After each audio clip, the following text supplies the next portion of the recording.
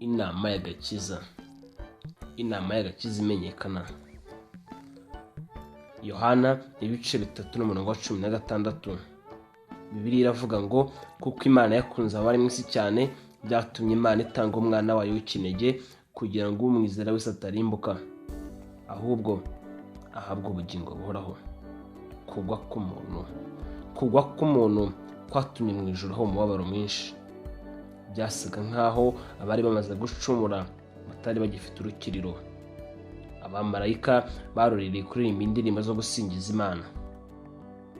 Umwana w'Imana yagiriye impuhwe abo bantu bari bacumuye ubwo umubabaro w'isi yari yazimiye wazamutswa mugeraho. Urukundo rw'Imana rwari rwarateguye umugambi wo gucungura umuntu. Uwicaga amategeko y'Imana yaburaga ubugingo bwe. Ariko wari umwe n'Imana niwe wenyine washoboraga kongera guhuza umunyabyaha n'Imana. Nta wundi uretse Kristo washoboraga gukiza umuntu akamukura mu muvumo wo kwica amategeko akamuhuza n'ijuru. Kristo yagombaga kwishyiraho urubanza n'ikimwaro cy'ibyaha kugira ngo acungure umuntu wacumuye. Inama y'agakiza. Inama y'agakiza yari yarateguwe mbere yo kuremwa kw'isi, kuko Kristo umwana w'intama watambwe uhereye ku kuremwa kw'isi. Kristo niwe mwana w'intama watambwe uhereye ku kuremwa kw'isi. Reba neza ibyahishuwe ibice 13:18. Nyamara ntibyari byoroshye kugira ngo umwami w'ijuru n'isi ariko umwana wapfira abanyabyaha. Ariko kuko Imana yakunze abari mu isi cyane byatumye itanga umwana wayo w'ikinege kugira ngo umwizera wese atarimbuka ahubwo ahabwe ubugingo buhoraho. Nk'uko twabivuze ni Yohana ibice 3:16. Mbega ibanga ryo gucungura urukundo Imana yakunze abari mu isi kandi bo batayikunze. Imana yagaragariye muri Kristo, nimo yanyuze yiyunga n'abari mu isi. Reba Abakorinto ba 2 ibice 5:19. Umuntu yari yarateshejwe agaciro cyane n'icyaha, akaba atashoborwa kwiyunga n'uwari ufite kamere itagira inenge kandi y'inyembabazi. Ariko Kristo yagombye kwiyambura ubumana bwe kugira ngo abane n'abantu. Nibwo abana ba Adamu bacumuye nibicuza ku Mana bakizera Kristo bazashobora kongera kuba abana b'Imana. Soma Yohana wa mbere ibice 3:2.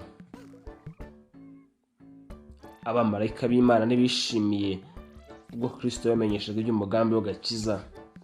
Ubwo yababwiraga ko azicisha bugufi akaza ku isi akababazwa, agashinyagurirwa, akicwa, bari bateze amatwi bafite agahinda kenshi no gutangara. Yagombaga kwicisha bugufi nk'umuntu akimenyereza umubabaro n'ibigeragezo umuntu yagombaga guhangana nabyo kugira ngo ashobore gutabara abo bageragezwa bose. Reba Abaheburayo ibice 2:18. Kandi arangije umurimo we w'ubwigisha nibwo yagombaga kwemera ibitutsi n'agashinyaguro Satani yashoboraga kumuteza byose. Yagombaga gupfa urupfu rubi cyane nk'umunyabyaha. Yagombaga kwihanganira agahinda ko mu mutima no kutongera kubonana na se ubwo ibyaha by'abari mu isi byose byamushyirwagaho. Abamarayika baritanze ngo ari bo bacungura umuntu, ariko nta wundi washoboraga kubakiza uretse uwabaremye. Kristo yagombaga gucishwa bugufi akaba hasi y'abamarayika ho hato. Reba neza Abaheburayo ibice 2:9. Ubwo rero yagombaga kwambara umubiri wa kimuntu. Imbaraga ze ntizanganaga n'izabo, kandi bagombaga kumwongerera imbaraga mu ibabazwa rye. Bagombaga no kurinda abantu bose Imana yagiriye imbabazi kugira ngo abamarayika ba Satani batabagirira nabi.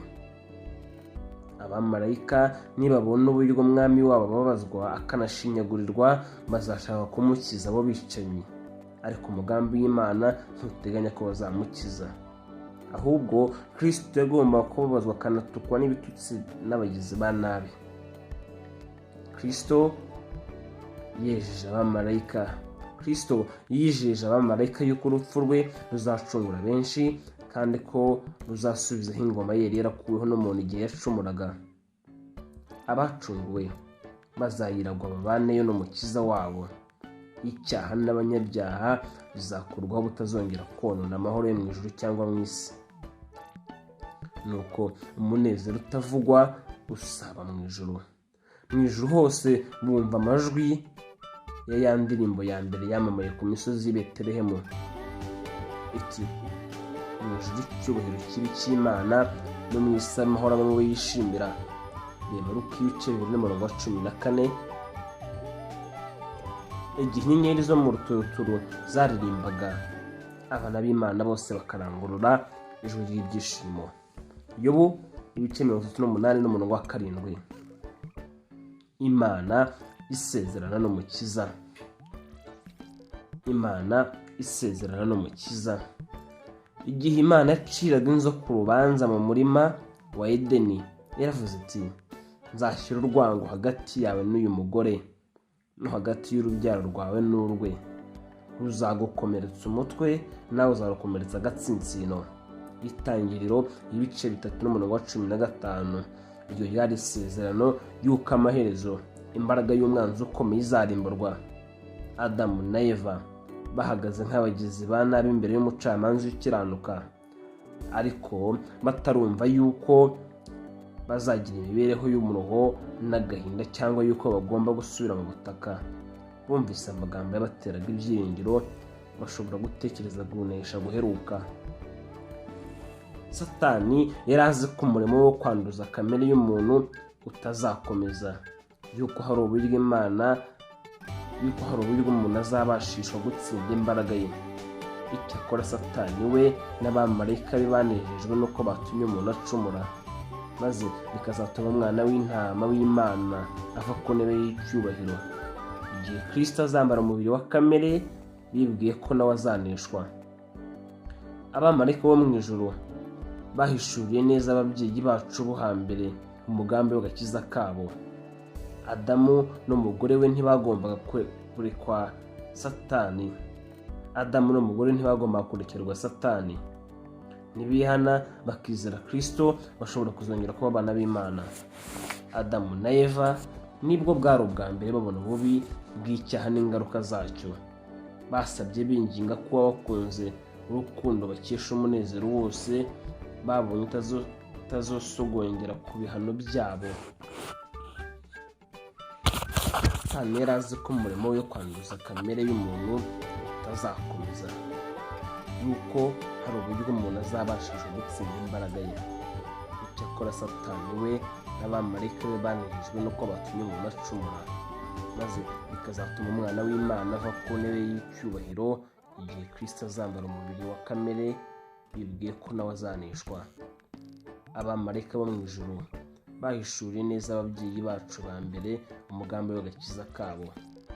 Adamu n'umugore we ntibagombaga kurekerwa Satani. Nibihana bakizera Kristo, bashobora kuzongera kuba abana b'Imana. Adamu na Eva nibwo bwa mbere babona ububi bw'icyaha n'ingaruka zacyo. Basabye binginga kuba bakunze urukundo bakesha umunezero wose babonye atazasogongera ku bihano byabo, ahubwo bizababeho n'urubyaro rwabo gusa. Babwiwe yuko ubwo ubutegetsi bw'Imana bushingiye ku mategeko yayo, nubwo marayika yatanga ubugingo bwe, ntibwakwemerwa ngo bube igitambo cy'ibyaha, ariko umwana w'Imana we wenyine waremye umuntu yashobora kumuhuza n'Imana. Nk'uko igicumuro cya Adamu cyazanywe n'umubabaro,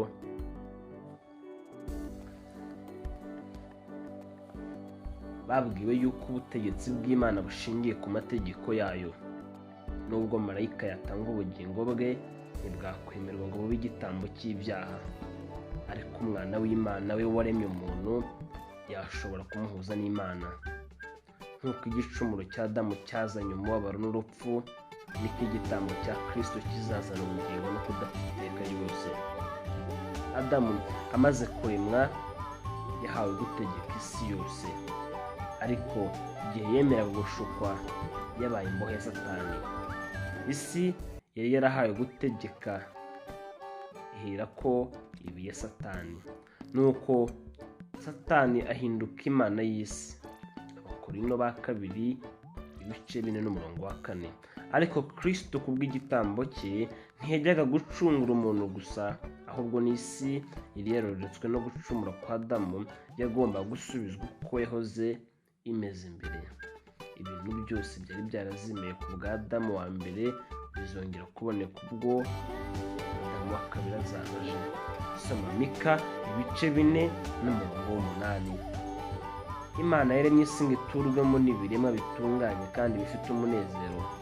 Uwo mugambi uzasohozwa igihe isi izaba imaze guhindurwa nshya n'imbaraga y'Imana kandi ikijijwe icyaha n'agahinda, maze ihinduka ubuturo bwera buhoraho bw'abacunguwe.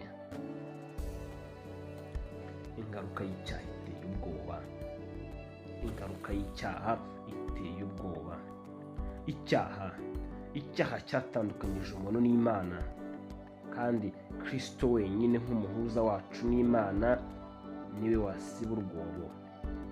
Imana ivuganira n'abantu muri Kristo ni ugucungura kw'isi yose. Abantu benshi bazahitamo imibereho y'ibyaha aho kwihana ngo bumvire amategeko. Ubugizi bwa nabi buziyongera uko ibihe bizajya bihita. Umuvumo w'icyaha uzakomeza kuba ku bantu no ku isi. Iminsi yo kuraba k'umuntu izatuba kubw'icyaha.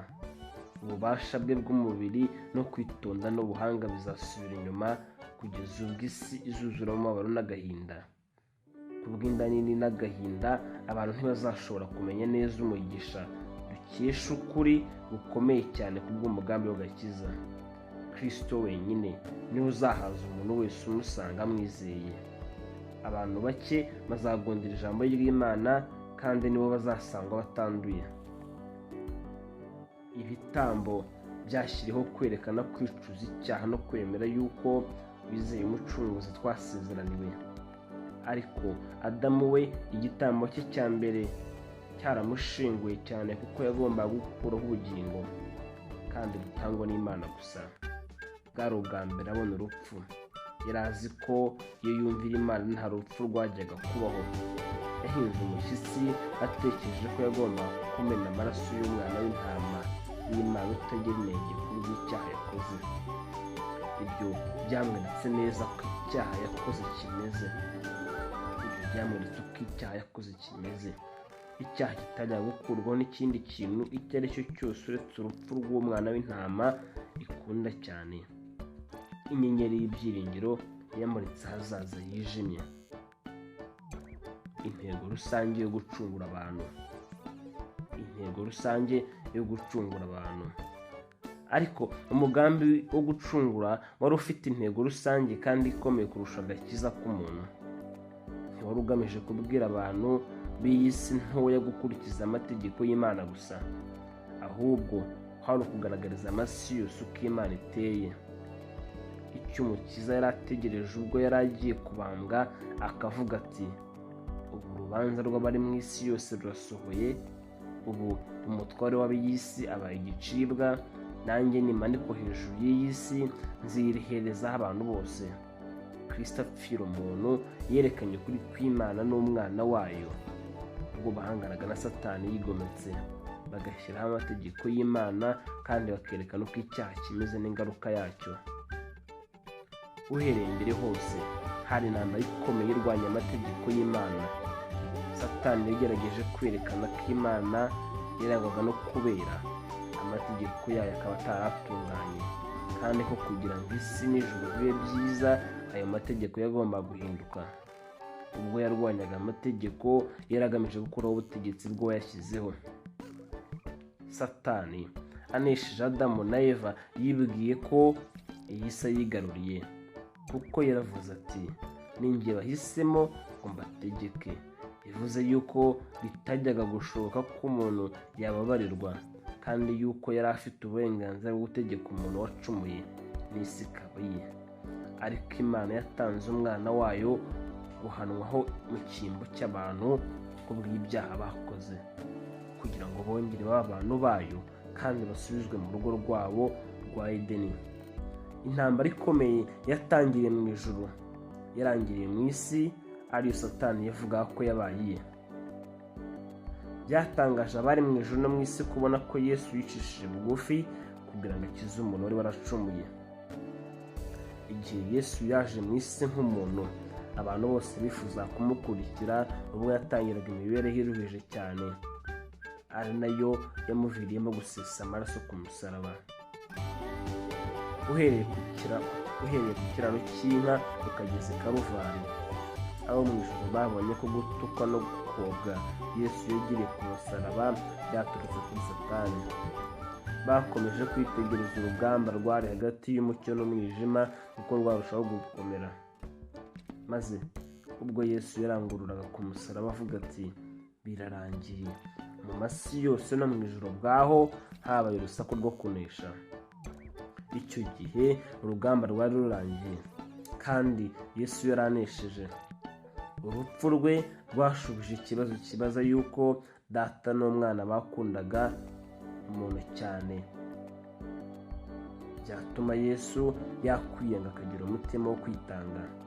Satani yarashyize ku mugaragaro ingeso ze nyazo, umunyabinyoma kandi w'umwicanyi. Mu ijuru bavugiye hamwe basingiza ubutegetsi bw'Imana.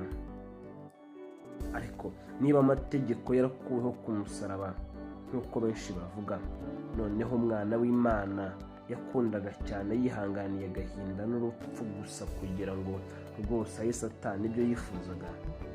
Ubwo rero umutware w'ikibi yaratsinze, kandi ibyo yaregaga Imana byari ukuri. Kubona ko Kristo yahanwe mu cyimbo cy'abanyabyaha ari ingingo ikomeye cyane ihamya ko amategeko adahinduka, yuko Imana ari nyakuri, igira imbabazi kandi ntiyikunda, kandi yuko ukuri n'imbabazi bitagira akagero bikoreshwa hamwe mu buyobozi bwayo.